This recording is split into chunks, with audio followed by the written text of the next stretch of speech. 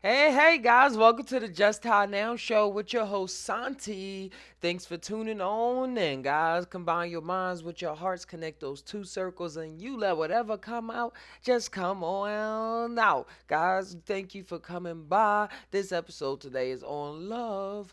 Love. We're going to break down the word love, see love in different scenarios, how it was used and abused, and like how it was used and abused. Don't forget the use part and get trapped in the abuse. But this is how we that's just the structure of this. And just again, thank you guys for tuning in. Just a little quick thing I just want to chat about, chit chat, just have a little conversation.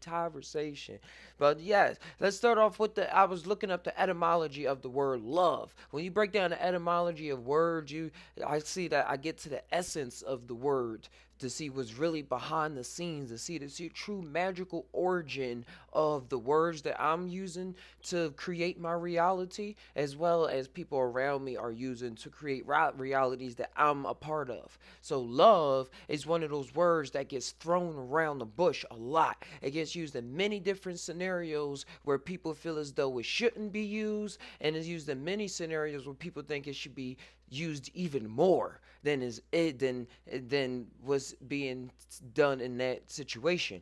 So, the breakdown of etymology is from it. A lot of our words come from Germanic roots and things. That's why we got to get into runes. We're gonna get into the runic alphabet and things. Just to, hey, I'm gonna make an episode about that. It's been in the works for a while, but yeah, it comes from the Germanic word lufu. Lufu, from an Indo-European root shared by Sanskrit. You know, Sanskrit go even farther back than Germanic. Sanskrit word lubyati, lubyati, which means desires, and is related to the Latin word libet, it is pleasing, and libido, which means desire. So we see how love in its essence means to desire something, to have a desire for something. It is like it is pleasing, and like it is pleasing to desire. So what do we desire on earth as humans? Let's start on the human level of love, how we experience and view love on a human level. Love, in this context, love is things that we desire. Like, oh, I love to read. You can change that. I desire to read all the time. Every waking second, my every bone, my mind just wants to read those words, and my mouth just wants to say it out loud sometimes. That's what love really is, a desire for something, a desire to have something, a desire to possess something. And that's what I get. And the wild thing is that with humans, most of us only desire to have things that please us. That please us. So we're using that Latin form of the word love, which is libet, Libet, and then say it in Latin. It means it is pleasing. So you see how we should have more different words than love for specific situations. And since we in this sauce right now, it from the Latin sense it is pleasing, but it's also something that we desire, because humans, we try to only desire things that are pleasing. So that's why this love attachment is in this pleasing. But what does that desire mean? Because don't forget the Sanskrit word lubhayati, which means desires. What does your desires fit the person around the globe, or the person that's living across the street from you? They probably desire something that you probably like, yo, that is not pleasing to me. That is not libet to me. That is not libet to me. That is not love to me. So what you're doing is not love. And you see how it gets twisted around because of our desires. But it is love. That's what love is. Love is anything that we desire. Anything that we desire as humans, that's what it is. And I'm getting to a higher level too, because on the highest level with love, what I could say, put my finger on it. I'm every time I'm just putting my finger on. I'm just tying. Let whatever come out, come out. The highest form of love, it desires everything. That's why creation entails of all the light and the dark, the yin and yang, everything just flowing and weaving and woving, dipping and weaving together. Is because it desires everything for the experience, like in a roller coaster. You get the thrill. Whoa! I feel like I'm about to die, and then whoa! I'm loving this. I'm laughing. Or in a horror movie, somebody's always getting hurt, or it's like a tragedy, and it's mostly in the beginning of the movie, like within the first 5 minutes. You like, whoa, man, somebody died, and I got their arm chopped off, or somebody got divorced, somebody mom left them with a abusive father. Like something real traumatic always happens in a movie within the first 5 seconds. But we desire to love the movie, and most of those movies we claim we put the title of love. We like, oh, I love that movie. I love that movie. So you see how that's the combination of everything of the Sanskrit version lubyati, desires, and the Latin word libet. It is pleasing. That I see we get lost in the salsa just going into either and getting to either or. Because then some people will get lost in using the word love, even in the Sanskrit version of lubyeti, desire, because they will use love against you when they will say that you don't love them, like in a relationship or something like that. They will say you don't love them because they're not getting something desirable. They're not, you're no longer, like, really, in essence it plays on all fields, like you're no longer desirable to them. So they want to play it off as a reflection, as if, oh, you don't love me no more, because now you're, because things change up in a relationship in the beginning. Because in the beginning with the love, it's pleasing. It's pleasing. And growing up, when we're trying to like get a lot of external stimulus, we're finding things that we desire that are pleasing. And in the beginning of a relationship, that's how things click up. That's how things click up in like a majority of relationships. Not every relationship, but a vast majority of relationships. That's how we link up. So my two desires coming together for the please to please each other, not to displease each other in any way possible. That's what we're going to head to. Not to displease, but to please. And but they call that version love. But you hear like how older folks say, they say, oh, that's just puppy love. Or, oh, those two are just infatuated with each other. But when you're in that reality, it kind of doesn't feel like that because you're still using that term love. But since you watched this video, you can now see the deeper meaning of it. And these conversations are held all should be held way more often to younger folks and even to older folks, just as a reminder, just as a reminder. Because this is nothing new. This is nothing new.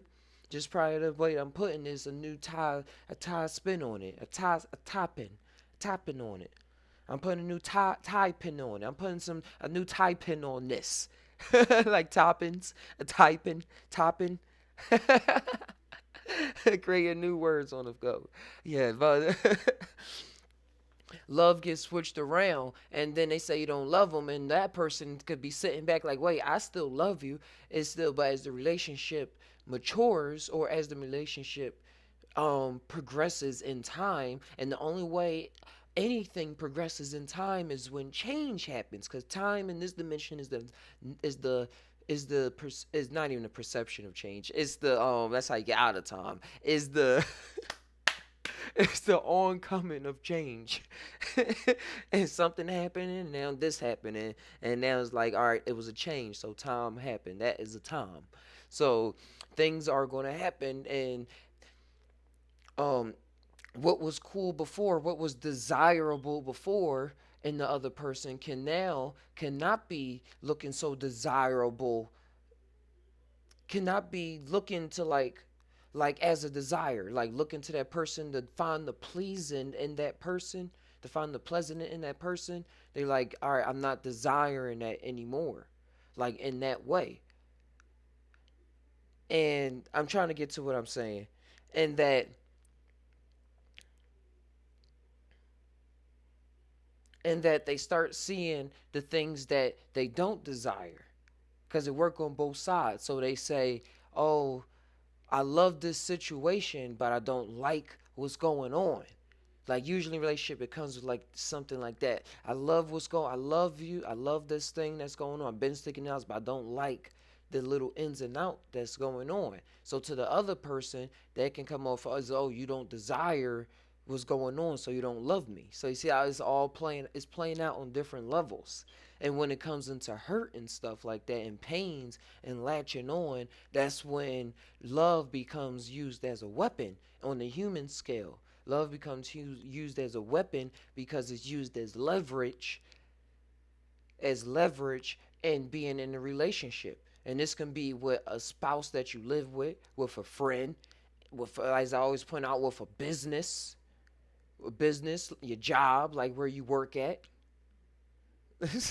Like if once they start, like that, it's all smiles and loves and stuff, but once you stop doing what that person was like always desiring you to do, they feel as though they don't love you because they see the unpleasantness come out.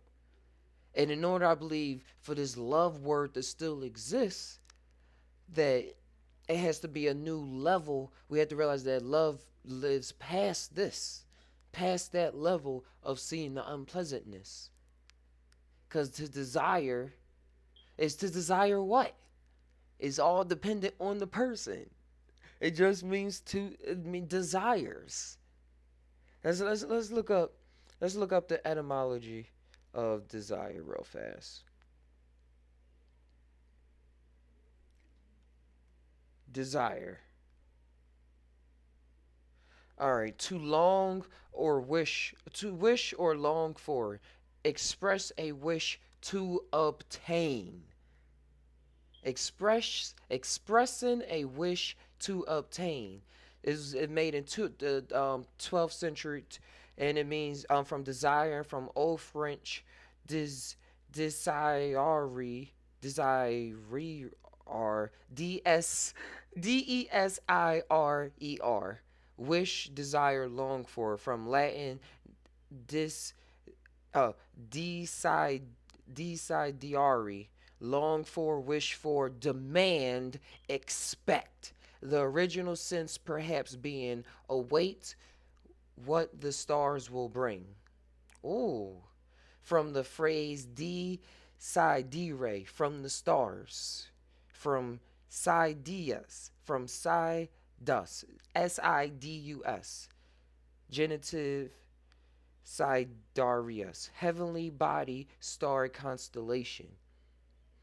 Wow. So we see how the original sense they saying on this page is from perhaps await what the stars will bring. So at the true essence of desire, which is where it comes from in the Sanskrit version of the word lubiati, it means await what the stars will bring. And that is the desire that I was mentioning before of the higher, of seeing what happens and loving the whole masterpiece, loving everything ins and out. And that is the love that you're in the game for. But humans, we play the game out in other ways. And we taking it from the French and from the Latin, which means the desar desideri.